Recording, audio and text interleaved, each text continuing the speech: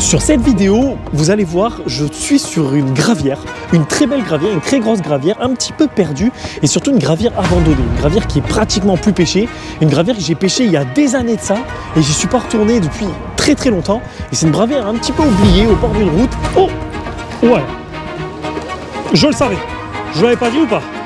Voilà, là il y a un beau brochet là. Et aujourd'hui, on va essayer de déclencher les poissons à l'intérieur. J'ai entendu dire qu'il y avait pas mal de brochets qui s'étaient reproduits il y a quelques années dans ce spot. Oh, poisson! Ouais. Ah ouais. Au spinner, premier lancé. Yes, aïe! Et on va essayer de voir s'ils sont là. On va essayer de prendre le flotte tube, on va essayer de se balader dans ce milieu et on va essayer de comprendre les poissons. C'est un spot qui n'a pas une forme extraordinaire, c'est une gravière, hein, c'est peu profond, c'est des milieux qui sont assez peu diversifiés, c'est des milieux assez plats et on va aller chercher les structures, les profondeurs, les zones assez faciles d'accès en flotte tube parce qu'en bateau, c'est quasiment impossible sur ce genre de milieu. Et surtout, l'objectif, c'est d'essayer avec ce vent d'aujourd'hui de se débrouiller, de faire du poisson et de s'amuser tout simplement et de vous montrer avec quelle technique je vais y arriver. Mais surtout, le but, c'est de faire du brochet les copains. Allez les potos, j'attaque la vidéo, c'est parti.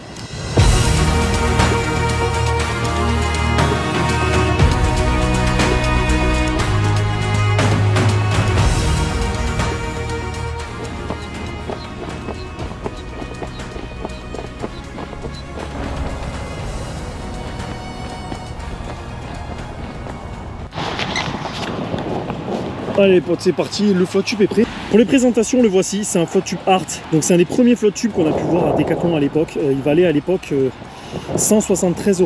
Oui, ça fait mal aujourd'hui quand tu vois le prix qu'il valent. Et le moins cher valait 99 €. Bref, c'est un très bon flotte tube. Il a des années et des années. Les boudins, bon, il y a quelques rustines. J'ai adapté un petit JMC là que vous voyez ici. Donc pour pouvoir faire porte-canne, les leurres je les balance derrière, je m'en fous, les palmes, la grosse épuisette et c'est tout. Et après la GoPro, puis on va aller tester ce petit spot tranquillou, on va se mettre à la petite mise à l'eau qu'il y a en béton, c'est bien pratique et on va aller tester ça. J'espère que tu vas me rapporter du poisson toi mon pote, t'as intérêt.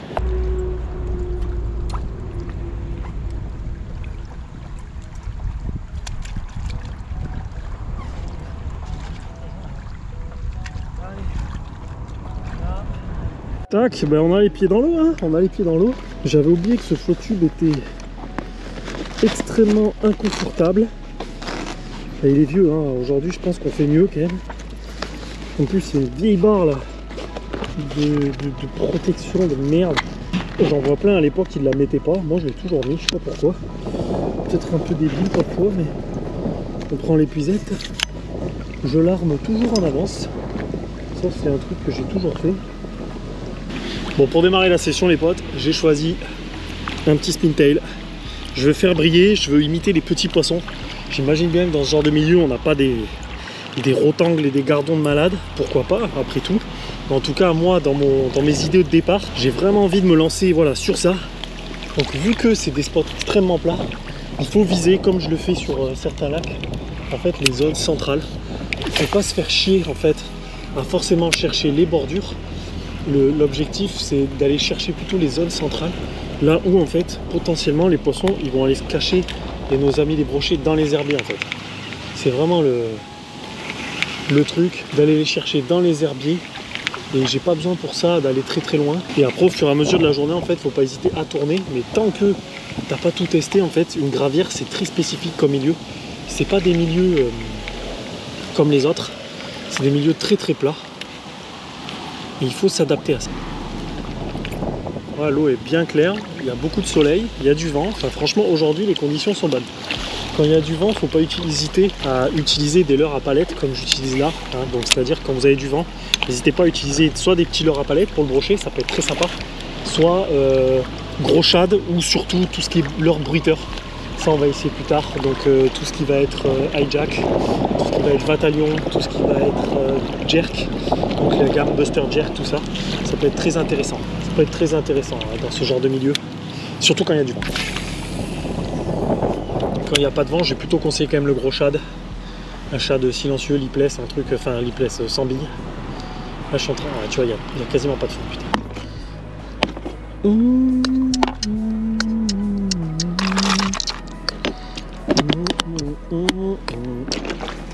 Ouais, le petit jerk. Après on va essayer au jerk minot, petit jerk, j'en ai plein, faut les essayer.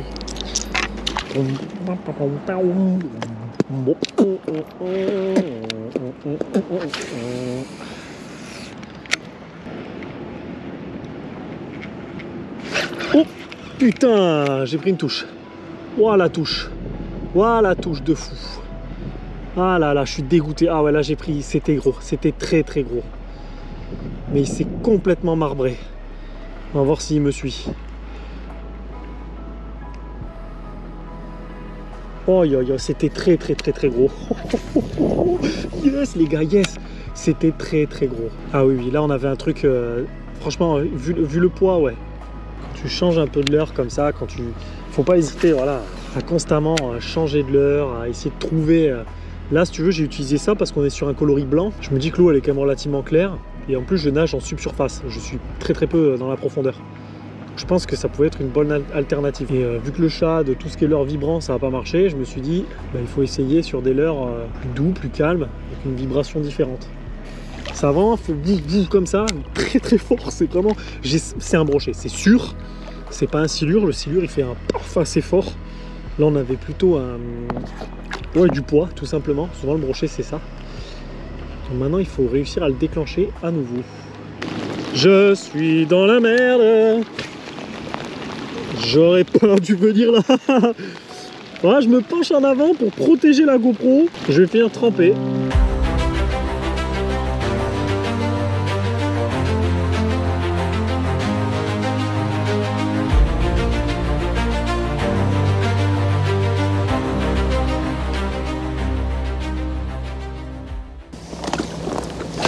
On va essayer avec un de mes leurres préférés. C'est le Babyface. Hein, leurre, il est incroyable. Il a été tapé par un nombre de pailles. Regardez. Hein.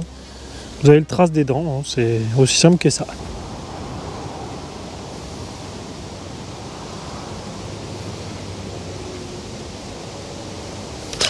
Oh, poisson. Ouais. Oh non, décro. Oh. Oh la vache. Oh la cartouche. Oh yo yo yo yo yo yo. Oh yo yo yo yo. Ça, on relance. Oh, je me sens pas bien. Oh, il était pas gros, mais ouf. Oh, il était énervé. Oh, il était énervé. Oh, j'ai le cœur à 1000. Oh là là là là là là là là. Mais pourquoi? Pourquoi? Est-ce qu'il va revenir? Je suis pas sûr. Hein. Il s'est quand même bien accroché. Souvent, quand ils se sont piqués, après, c'est fini. Hein. Je pense qu'il était plus petit que celui de tout à l'heure, mais voilà quoi. Ah, j'ai pas pu ferrer. C'est assez difficile en flotte tube. T'es assez... tu sais, t'as pas de marge en fait. Donc, c'est pas évident. Mais c'est pas grave. C'est pas grave. On a tout ça en vidéo. Et puis, ça prouve qu'il y a encore moyen de moyenner. Tu vois, alors toujours les branches immergées, là, comme il y a en face. Ah, je les vise très régulièrement. Ça, c'est...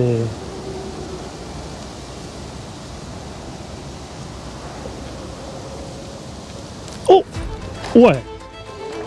Je le savais. Je vous l'avais pas dit ou pas? Voilà. Là, il y a un beau brochet, là. Voilà. Voilà. Je vous l'ai dit, dans les branches. Toujours viser les branches. Yes, ça. Oh, il est pas si gros, mais alors... Il a du jus, le salaud.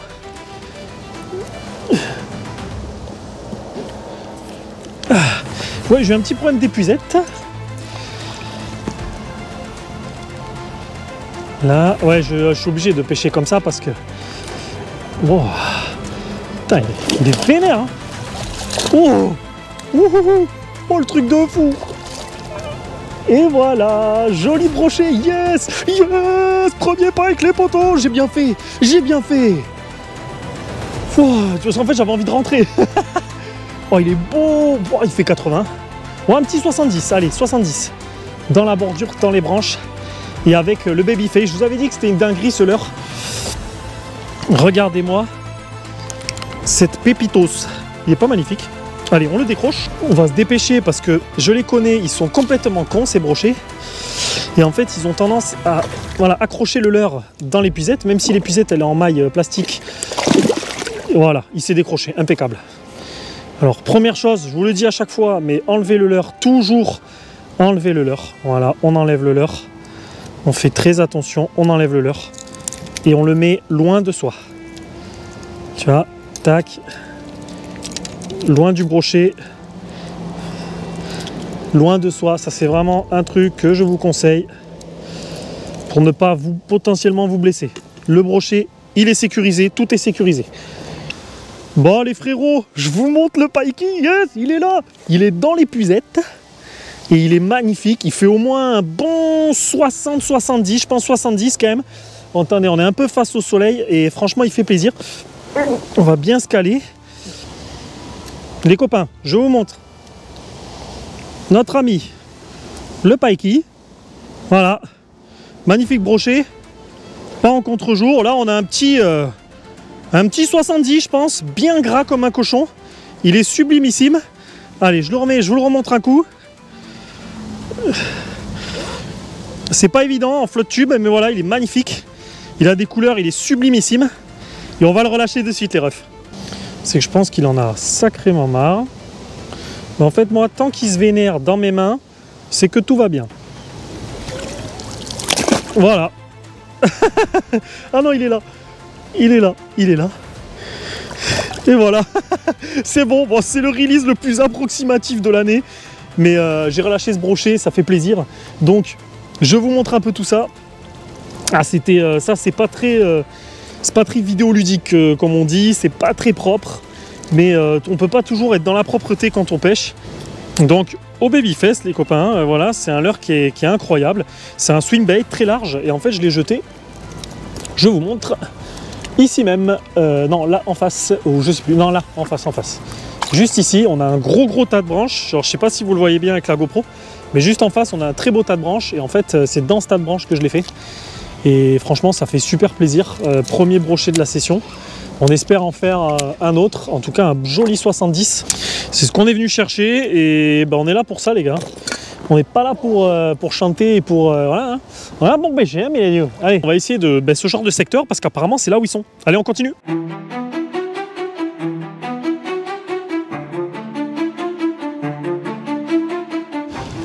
Allez, je m'enfonce un petit peu plus dans cette anse.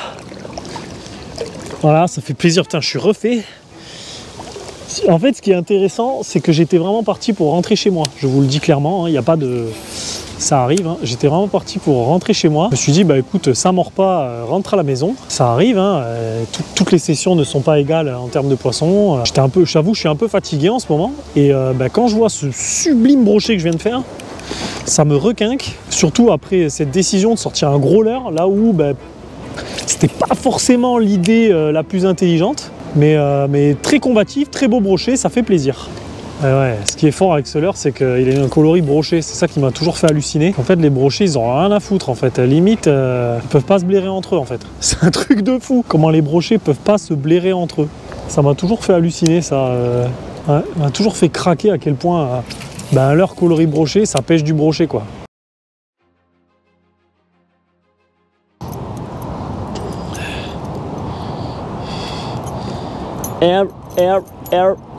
Everybody's getting to the party, I will good times.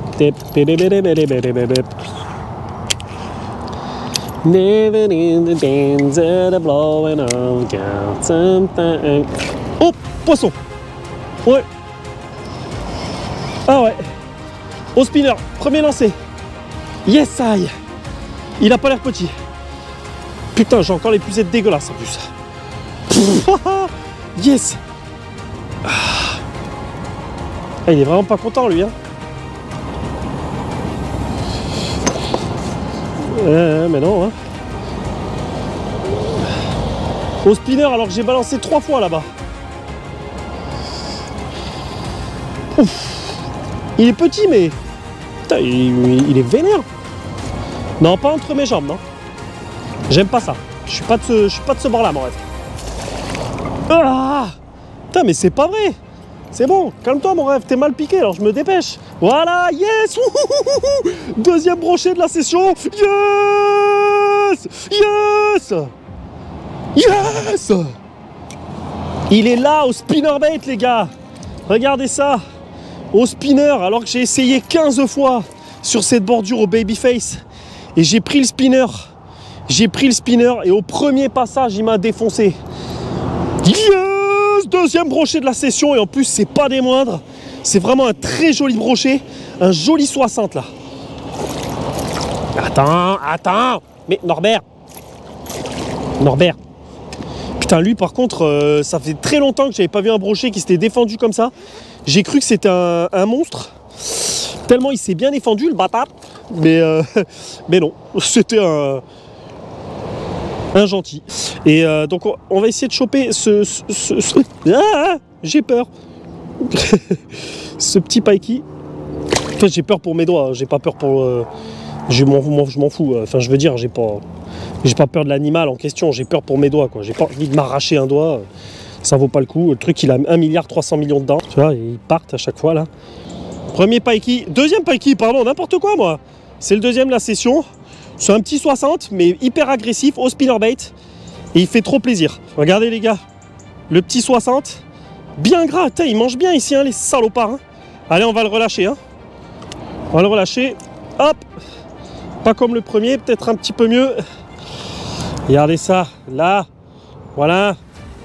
Voilà un petit pike, plein d'énergie. Un petit brochet. Allez mon grand, frérot, ça y est, le combat est fini. Alors, t'as passé une belle journée mon ref? Non, pas terrible, hein.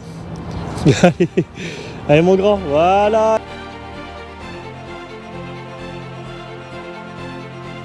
Deuxième brochet les gars, là ça fait 4, bon on s'en fout, ça fait plaisir. Allez on continue, on n'a pas beaucoup de temps hein, pour faire cette session. Et donc au spinnerbait, tu vois, dès que je suis passé sur le spinner, alors je remercie d'avance notre ami, je lui fais une petite dédicace, Redneck Fishing, qui m'a dit ouais sur les gravières, n'hésite pas à sortir un spinnerbait. J'ai sorti un bon gros spinner de chez Prorex, là, un truc de, je sais pas, c'est qui, c'est Daiwa, hein, un petit spinner Daiwa, et ben voilà, dans une branche là-bas. Sublimissime. Allez les potes, on continue, on tape pour le troisième. Ce serait exceptionnel. Allez, on continue. Yes.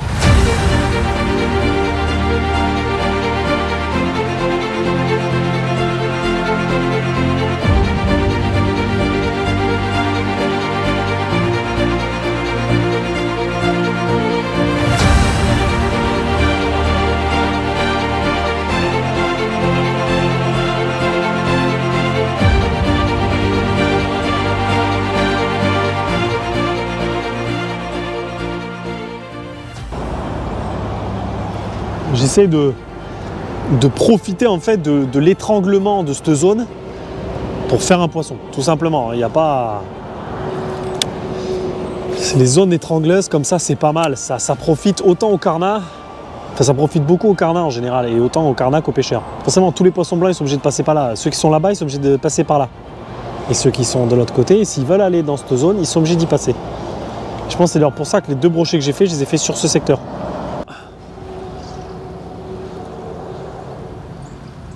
On balance face à cet arbre.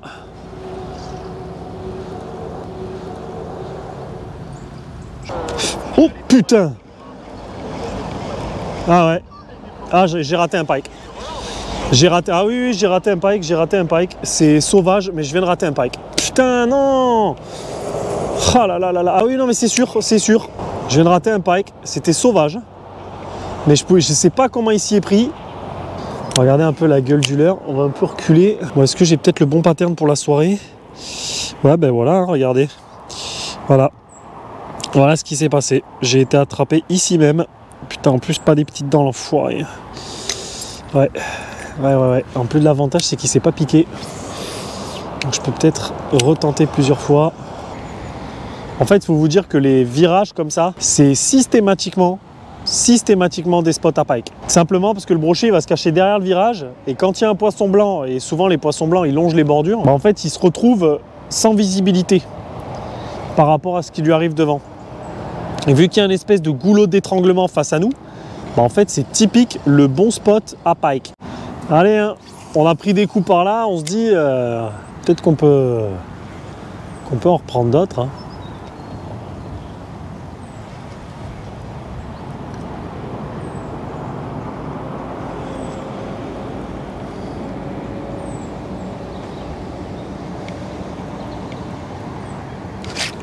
Ouais, j'ai un poisson.